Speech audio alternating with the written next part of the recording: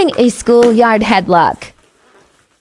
Do you know what to do in a headlock? Because it's a tough place to be unless you have some training.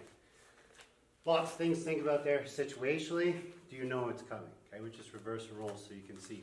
Right? If I'm here and he goes and he comes over, right? Just relax. Right? Because my hand wants to be here. That's the number one thing I want to do. If I build this habit, the more he pulls in, the better my chances are of getting away. But that's like the best case scenario. Worst case scenario, you're in that position Eric was in. This is tight. You didn't get your hand up in time. Okay? We need to go to the ground. See where his stance is right now? I'm going to make a hole with my leg. I'm going to bring my other hand up, my closest hand to his leg down. Right hand, left hand.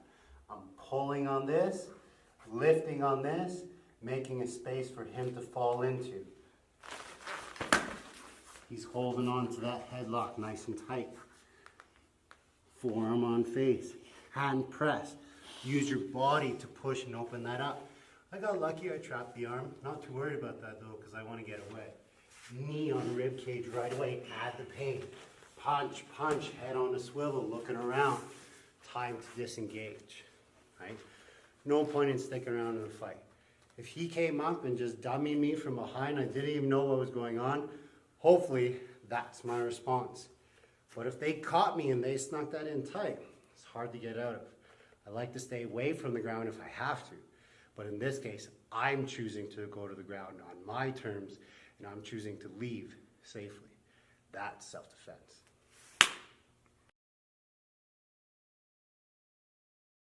Alright, so how to get out of a rear naked choke when you're standing up, or headlock from behind when it's fully locked in, right? So Gabe here is going to put it on. As you can tell, you have to understand, you only have a couple of seconds, you're going to pass out. This is first and foremost. I can't do anything up here because it's locked in over here. That's why we put the arms this way. But what is not controlling when we're standing up is my lower body. So from here, what I'm going to do, I'm going to turn my head a little bit. It's going to buy me a second, but it's not going to stop it from finishing the choke. But from here, I'm going to turn my body behind his. If I'm strong enough, I'm going to come here where I can lift and then throw the person down. If the person is too big and strong from here, I'm going to just drive forward till I get to the ground down here.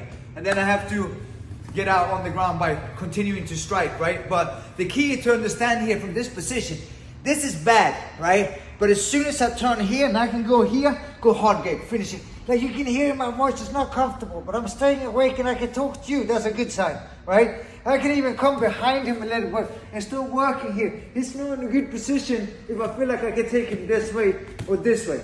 Say we go to the ground here and he's still holding on, right?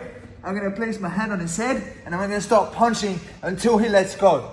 And I promise you, he will at some point. Tag someone that should know.